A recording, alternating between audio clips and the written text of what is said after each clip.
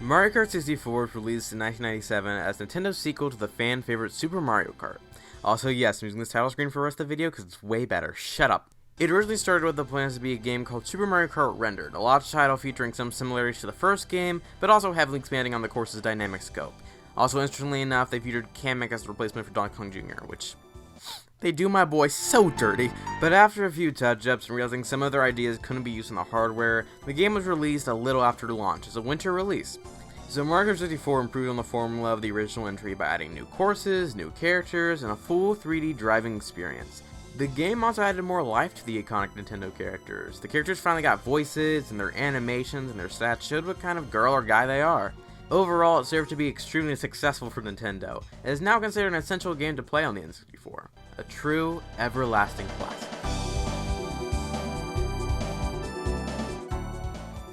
So Mario Kart Super Circuit is not a classic. Initially called Mario Kart Advance, the game in every way seems to be a mesh to the previous two titles. They lifted the assets and characters straight from 64, but have the same kind of graphics and layout as Super. It's honestly very impressive by Game Boy Advance standards. I mean, like, what they accomplished on the Game Boy Advance, especially that soon after the console's launch, cannot be understated. It's really, really, really cool. Yet, no one really cares. I mean, like, a main marketing point on YouTube when people talk about this is, it's the Mario Kart game, a time for gore. And I mean, that strangely always has captivated me, because, like, no other Mario Kart game has really gotten that kind of treatment. GP notwithstanding, but no one cares about the one anyway. So, I've came up with two hypotheses.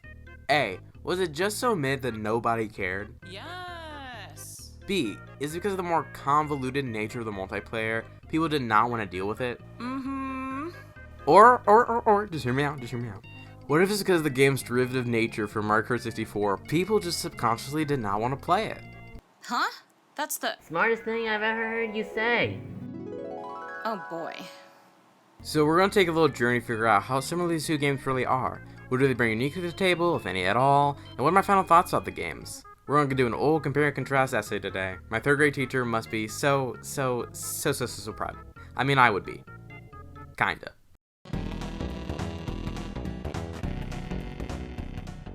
Undoubtedly the most important part of a game is how it plays, and Mario Kart 64 sure does that. It isn't bad, like especially by 90s kart racer standards, it's pretty okay. When you're racing at 50cc, its problems are kinda unnoticeable, and I was kinda underwhelmed overall because I was expecting it to be a little bit troublesome, but then I raced at 150cc and I was like, oh, I get the complaints now. At 150cc, you are like slipping and sliding. It's really hard to keep on track with the course. And you get a held of it the more as you play the game. But inherently, it's like, huh? Like, I was so surprised. And the wildest thing that I learned about this is that this is an unintentional thing that they did. While the characters are obviously driving around in go-karts, the movement was supposed to replicate the feeling of driving a remote-controlled car. On paper, that's a very cute idea, honestly. It's very fitting to Nintendo's aesthetic for that to be their goal. Toys are built into their heart. Counterpoint. Have you ever driven an RC car before? Like, RC cars, at least in my experience, are clunky and off-kilter. They're definitely fun to play around with, but I don't think I've ever played with one for more than an hour. So again, while I think it's a very cute idea, it just does not work as the basis of gameplay. Mario Kart 64 is obviously more controllable than an RC car overall. It's just an odd decision. So Super Circuit tries.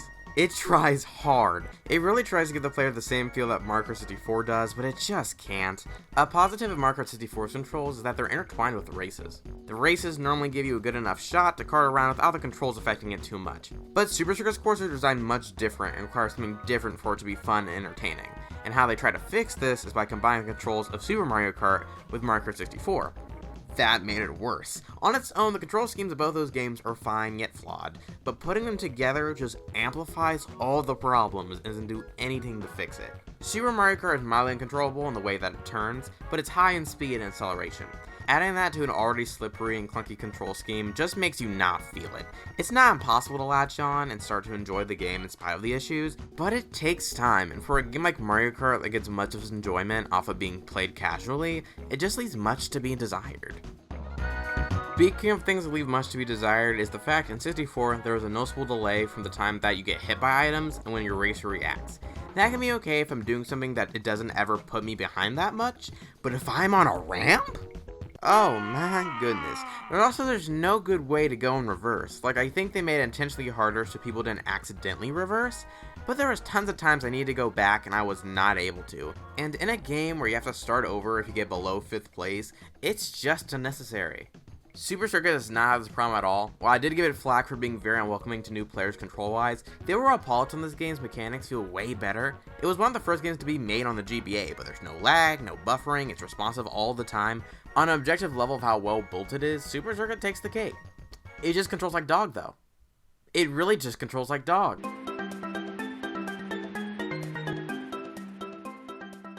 Both of these games have the exact same cast. Mario, Luigi, Peach, Toad, Yoshi, Wario, Donkey Kong, and Bowser. The reason Mario, Luigi, Bowser, and Peach are here are pretty obvious. They're the main characters of every Mario game, most Mario games, you get the point. Toad by this point had been a consistently present member of the cast, and even had his own game out on a couple of consoles. His common appearance in Mario Media at the time also helped. Yoshi was Nintendo's cash cow. They made bank off this dinosaur bro. He's very cute and comical and wildly appealing. Without Yoshi, they might as well not even make the game. Wario and Donkey Kong were kind of strange. Wario was the newest addition to the Mario cast at that point. And honestly, I can't tell you if he was especially popular with the public, but they were making Wario Land games and the crew obviously loved him, so he deserved the spot. Donkey Kong is one of Nintendo's first popular characters, but thanks to Rare, he became a completely different character in the late 90s. So different in fact that they needed a model from Rare to have him in the game. I've heard it's been said that there was some weird copyright dispute related to this as well, but I don't really buy it. Donkey Kong's always been a Nintendo character. And also, there was a placeholder Donkey Kong silhouette in the debug files for Mario Party, which can be assumed to be ripped from 64 since all other debug character photos are clearly from the game. I'll take a moment to mention, it is kind of a shame that they kicked Kamek out. Like, he was another character who had some prominence in the 90s, being established as Bowser's right-hand man in Yoshi's Island. Also, his model is very cute. It's kind of a shame we don't even have access to it. So this game is the first to feature the characters of 3D models, or at least high quality 3D models, and they achieved the ultimate power of the high quality back of Donkey Kong's head by making them pre-rendered. They really like doing that then. There actually was 2 attempts at character models for this game. In the earlier screenshots and footage, you can see they originally had a more flat, doll-like style in mind. I think it actually works super well, especially on Peach. Yoshi though?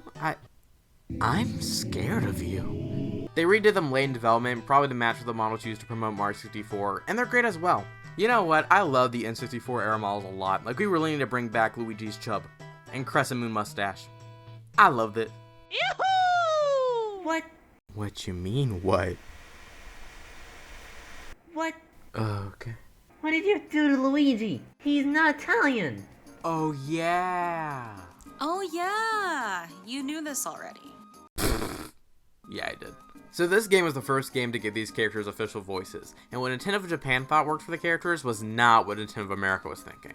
In Japan, they cast the characters to Charles Martinet, Thomas Bindler, Julius Bartikoff, Tomoko Marino, and Asako Kazuki. So Charles Martinet obviously voices Mario. He voiced Mario 64 and had been the most active person voicing the character since 1992.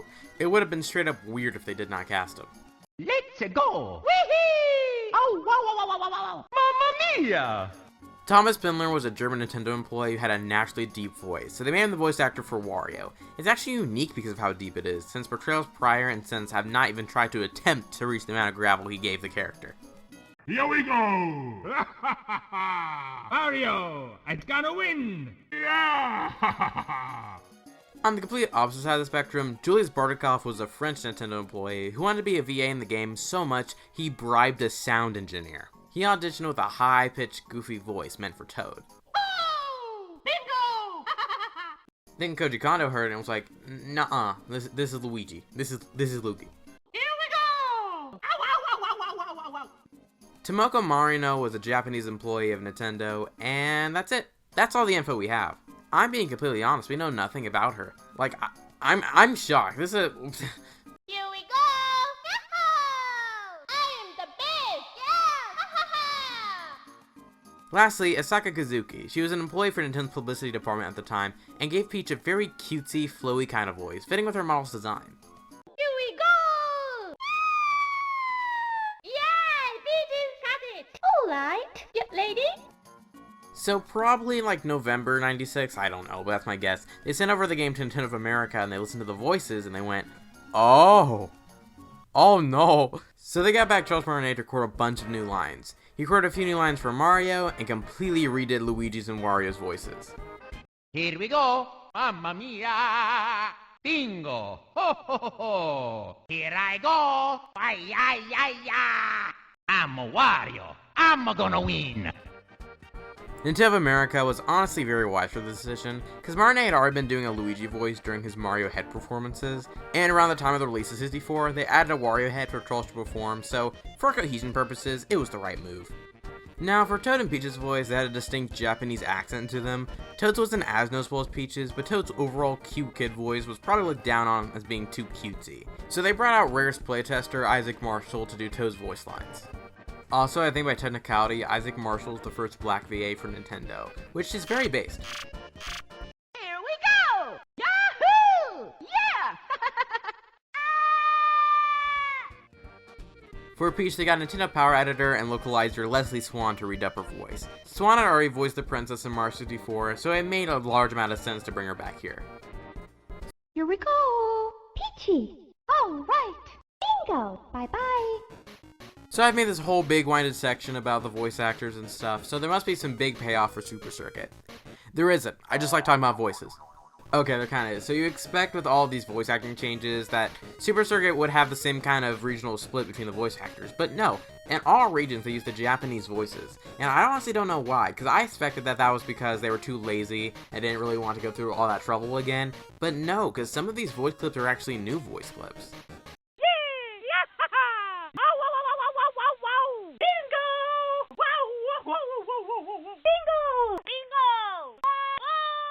Bingo! Wow! Yahoo!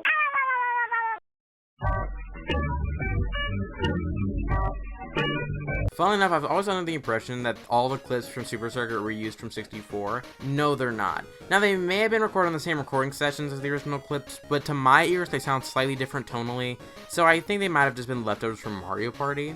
I don't know, though. Like, I totally don't know why they use these voices in this game to begin with, but I don't mind, because the Japanese voices are my favorite, so. Okay, so finally to the gameplay. Both of these games' characters have basically the same stats, so this section applies to both. It's now time to ask the age-old question, what makes each of these characters special? Not a lot. I mean, they are, but they're more like three characters with palette swaps. For example, Mario and Luigi basically play the same, but Luigi is slightly less heavy, which is making him cruise a bit more than his brother. He also looks way better. I really like Luigi. Donkey Kong and Wario are basically the same, except Wario is a small bit heavier. Because him being a little bit of a wider fella, he's not able to fit between tight spaces as well. Toad and Bowser changed their base characters' formula a bit by, guess what, making them way differently. I think they designed the game's caps with the intention that people will be drifting towards the speedy characters like Yoshi, Toad, and Peach, because A, friendly designs, and B, they thought inexperienced players would love that extra boost, but honestly, I could just never get into the speedy characters in either game. They felt more uncontrollable and made some of the courses harder. Like, I play the heavier characters way more, and that's wild for me because I've never liked those. Like, in Mario Kart 8, I main Cat Peach. Cat Peach. That is the farthest thing I can think of from a heavy character, so I think my opinion on that has a bit of weight. The medium class characters, Mario and Luigi, were fine. I think honestly, if you come in without any biases, that should be what you try first. Playing as them felt really comfortable, and that's the most important thing you can aim for when you're racing. But my favorite character to play as was Wario. He's probably the most balanced feeling of all the heavy characters, and there's only a few courses I ever felt disappointed that I was playing as him. Of course, also supreme bonus, he has the best victory animation and the best losing animation. Bro laughs with a laugh of a 40-year-old pirate after securing his long-awaited booty, and twiddles his mustache like the villain from that one Hanna-Barbera racing show thing. I think you know what I'm talking about. Don't let the racer AI fool you. Toad is not better than Wario. For some reason, at every race, Toad, Bowser, Donkey Kong was ahead of me for some reason, but every time I played as them, they would never get me as far as Wario got me. I don't think he's the best for everybody still, but like, he's the best one. No other racer shouts Wario! I'm gonna win!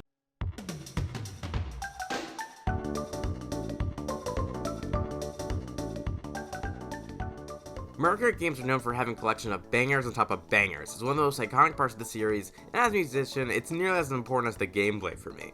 Mario Kart 64's OST was composed by Kenta Nagata. His style, at least in my perspective, is less focused on having a strong melody, but more on rhythm and atmosphere. Because I mean, of course there's a melody to most of these tracks, but they're complementary to everything else. They don't take the main spotlight. For instance here, let's take my favorite track, Toad's Turnpike. When I'm thinking about the track, I'm mostly thinking about the eerie sound of that organ, and the fat, pumping bass line. There's a prominent melody in the sort of bridge section, and I love that, and I think it's great. but I'm really just bathing in the sound of this after-hours road trip. The music's painting a picture in my mind, as music constantly serves the game, and that's one of the best things a soundtrack can do. So now thinking about it, I can't really think of any track I have a dislike for. The closest thing is the Winning Results music and Chocolate Mountains. I don't like the Winning Results music because it's just kind of bland. I don't really like how that piano sounds. It's just kind of a weird arrangement overall too, so I just don't dig it. I don't like Chocolate Mountain because it just is kind of grating. It's trying to do the same kind of country hick vibe that Moo Moo Farms goes for, but it doesn't have the same charm at all. The beginning section sounds overly goofy, and the second section is not that unique. I also feel that Chocolate Mountain didn't even need its own track to begin with. Calamari Desert's theme would work great for both tracks. Chocolate Mountain's one of the first tracks they made, so that kind of explains why it sounds the way it does, but even then, why not just redo the song? I don't know. I don't dig it. Now, Super Circuit's music takes practically nothing from 64's. The music is composed by 3 different composers, but most importantly to me, Minyako Hamono, because of her later work. I can't go a single video without mentioning Donkey Kong Country, can I? The soundtrack that the 3 composers came up with is the complete opposite of what Nagata was going for. While his soundtrack was spaced out and atmospheric, this OST is busy and melodic. It aimed to add an exciting energy boost to the gameplay and make you feel them good goods, and it works very well. The music has a very distinct sporty feel to it, with tons of counterpoint and sound effects. There's not much of a strongness to it, but that's honestly fine. I mean, the coolest thing to me is how satisfying the instruments sound. The percussion is very clicky, and oh, I like that. I love that. That is shown pretty well in my favorite track from Super Circuit, Sky Garden. It has a really clicky percussive topper over a really dense but beautifully composed track. There's layers of synths ascending and descending, and a triumphant melody soars over top. It also has a great use of horns blaring a melody during the bridge that just makes me feel completely worry-free. If there's any Mario Kart track I'd want to hear as a big orchestral piece in a movie, it would be this one. It stays stuck in your head and you're left with the imprint of the game thanks to it. I will complain though, Mario Kart 8 included it recently in the booster pass, and the rendition there does not do it any justice. It needed to be bigger and wider and more magical. We don't need every song to be horn-led. Give my boy a flute or something. Oh my goodness. So, unlike Mario Kart 64, they don't reuse tracks that much and have a whole bigger selection. I would say that's in the game's favor because most of the music stays constantly really good and uplifting. The only track I have any problems with is the music for Rainbow Road, and that's for the sole reason that it sounds nothing like how a Rainbow Road is supposed to sound. On its own, it's a really banging good track with a steady bass and a swinging rhythm. It would work really well on any other course. Rainbow Road, in my opinion, should be expressed with a slower song with a more long and nostalgic feel. It needs to have more weight and make you feel the mix of bittersweet joy as you're finishing your Mario Kart journey. It's supposed to make people feel something more than just a bouncy vibe, and while I was giving compliments for that same vibe throughout the segment, it is just not what this specific track needs. Maybe if they slowed down the tempo and made the arrangement feature some more sparkly and soft instruments, I could give it the benefit of the doubt, but I just cannot get into it. I could also talk about the sound effects real quick, but they're not really anything to mention. They're very cute and they help the game.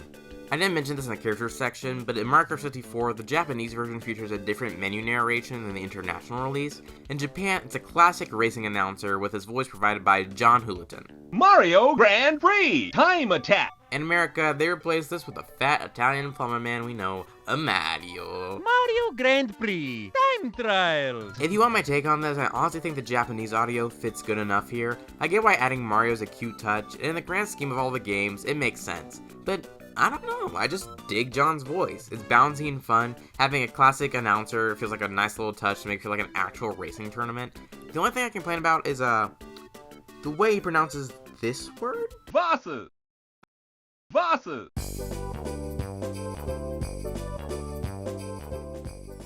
Banshee Boardwalk, Bowser's Castle, Royal Raceway. To commoners, these are courses. To me, they are the reason I cry myself to sleep. Banshee's Boardwalk is the absolute least of any Mario Kart course ever, and that kinda sucks because it is an excellent concept. We all love our spooky ghost houses, and it's a theme that's very heavily used in Mario games. But they possibly made the most unfun rendition of a haunted house I could have ever came up with. The course is structured to be a very narrow boardwalk over water, except for this middle section that's more of like a house or a building. Again, it's a very neat idea, but also Mario Kart 64 physics absolutely suck some of the time. And if they want to make a little turny course with the ability to fall off, then fine, they can go ahead.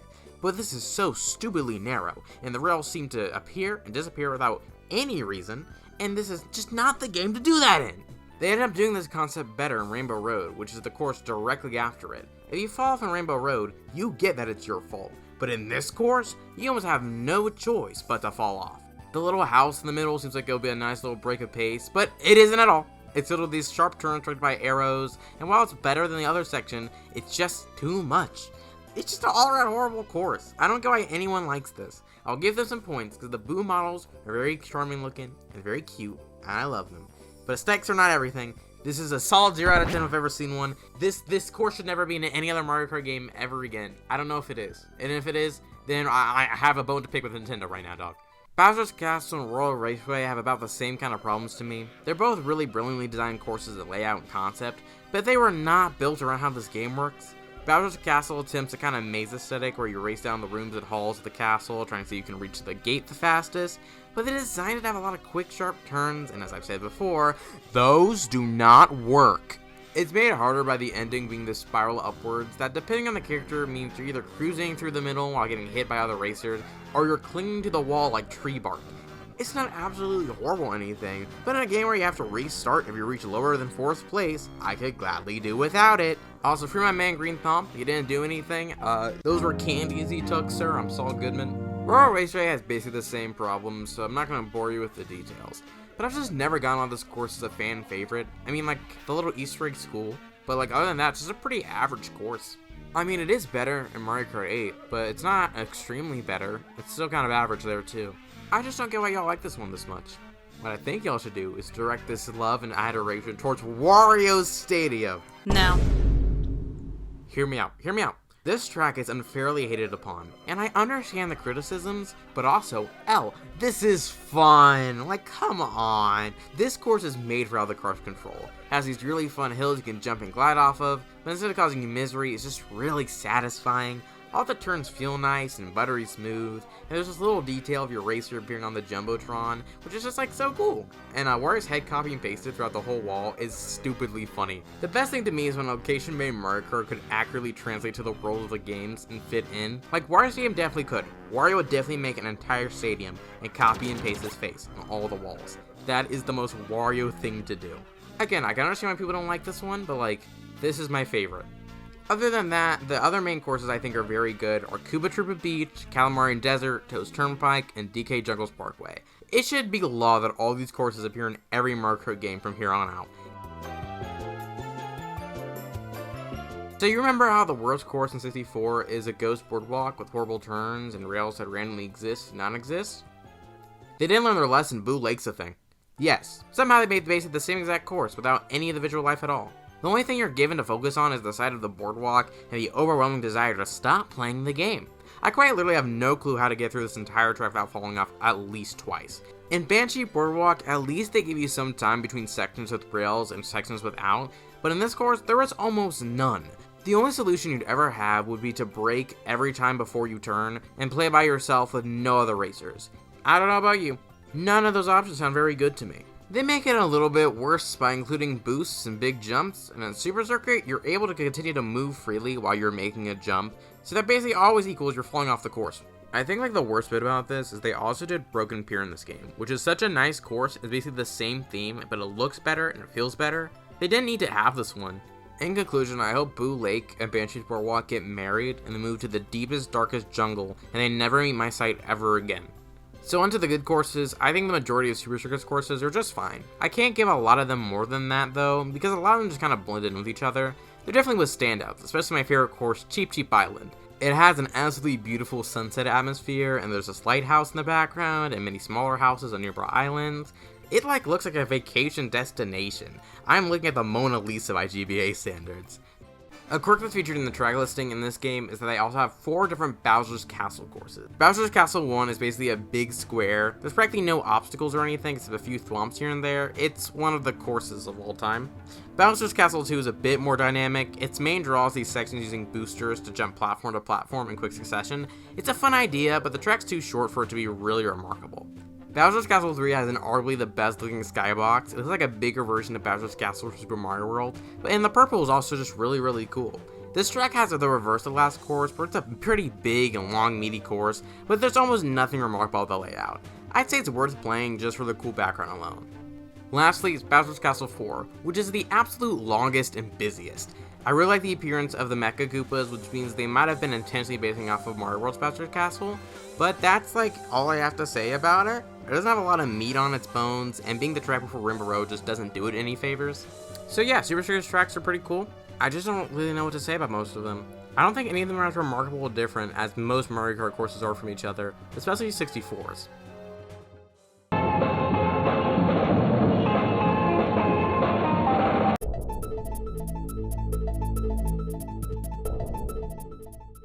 Okay, sorry that the audio quality from now on is going to sound a little bit worse just because I'm not at my desk right now, and I can't really fix that, so yeah. And I also originally written a really long, like, ending statement, closing bit to this, but honestly, I just want to do this unscripted, just because I feel like a lot of that information I want to save for another video that's coming in the future. Important things that I should mention from that script is that I didn't include any review of the battle modes, and that's because I didn't want to play multiplayer, and I couldn't find anyone else who wanted to play multiplayer with me, so I apologize, and maybe I'll do a video about them later.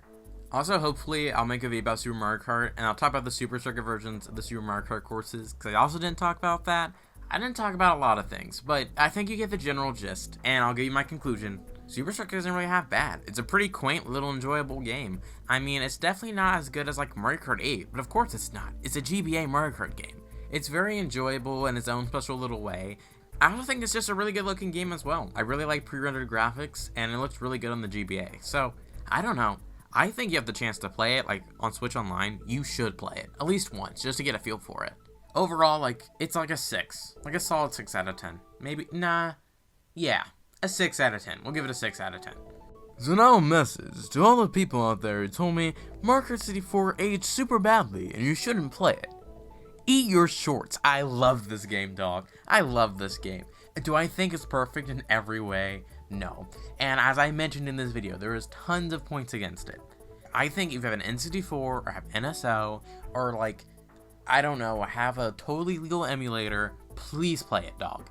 The main thing that stuck out about this game compared to Super Circuit is that every course felt individual, and it just felt like a true Mario Kart game in its most bare, stripped down form. And I just love that. It's the bare essentials of a Mario Kart game in my opinion.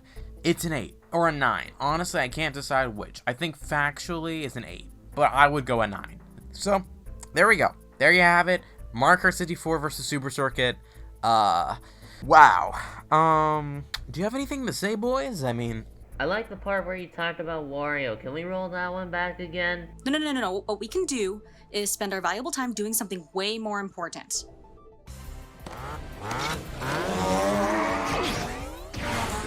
Universal Interactive presents For Crash Nitro Kart! This sure is a game. Heck yes, it is.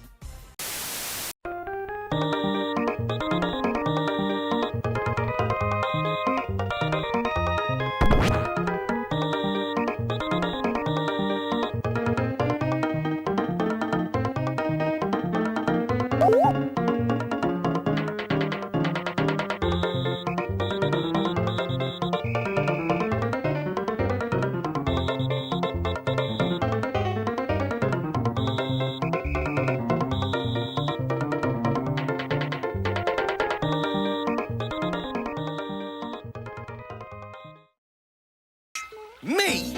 But I can't. I'm gonna have a baby.